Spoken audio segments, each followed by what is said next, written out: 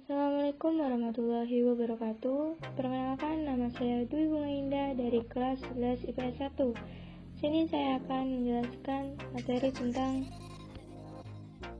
konsep sel dan struktur sel. Mari kita bahas satu persatu. Yang pertama, sejarah penemuan dan perkembangan sel. Orang yang pertama kali mengungkapkan tentang sel adalah Robert Koch.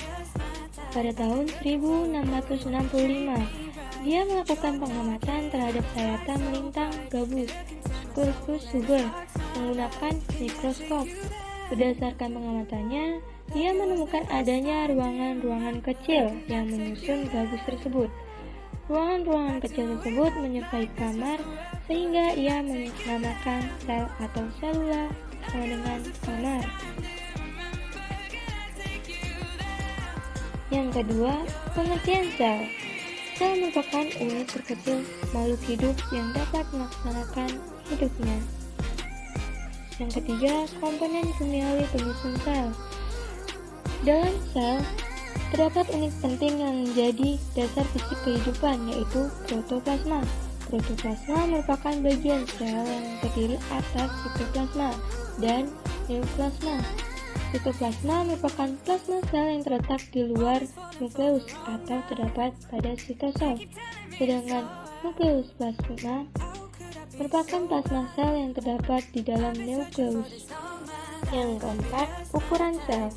Sebagian besar sel berdiameter antara 1 sampai 100 mm. Ada juga sel yang berukuran antara 10 sampai 100 nanometer. Yang kelima, struktur dan fungsi bagian-bagian sel.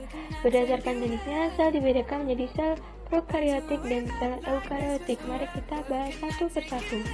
Yang pertama yaitu sel prokaryotik. Sel prokaryotik merupakan sel yang tidak memiliki membran inti serta tidak memiliki sistem endomembran atau membran dalam, seperti retikulum, endoplasma, dan badan Golgi. Bagian-bagian dari sel prokaryotik adalah 1. Dinding sel, 2. Membran plasma, 3. Sitoplasma, 4. Lisosom, 5. Ribosom, 6. DNA, dan 7. RNA. Ini adalah gambar struktur tubuh sel prokaryotik. Yang kedua, sel eukaryotik. Sel eukaryotik merupakan sel yang memiliki membran inti dan sistem endomembran. Di bawah ini ada gambarnya, bisa dilihat dan diamati. Struktur sel eukaryotik terdiri atas 3 komponen utama, yaitu yang pertama membran plasma, yang kedua sitoplasma, yang ketiga organel sel. Yang pertama membran plasma. Membran plasma merupakan bagian terluar sel yang terdiri atas lapisan protein dan lapisan lipid. Fungsi membran plasma sebagai berikut. Yang pertama, melindungi sel. Yang kedua, mengatur keluar masuknya molekul-molekul tertentu. Yang ketiga, tempat berlangsungnya reaksi respirasi dan oksidasi.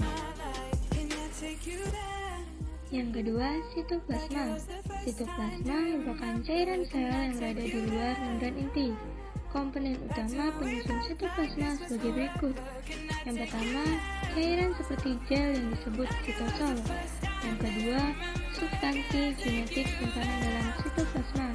Yang ketiga, sitoskeleton yang berfungsi sebagai kerangka sel. Yang keempat, organel sel. Dan yang terakhir, organel sel. Organel penyusun sel meliputi yang pertama, nukleus atau inti sel. Yang kedua, retikulum endoplasma. Yang ketiga, ribosom. Yang keempat, kompleks Golgi. Yang kelima, lisosom. Yang keenam, badan mikro. Dan yang ketujuh, mitokondria.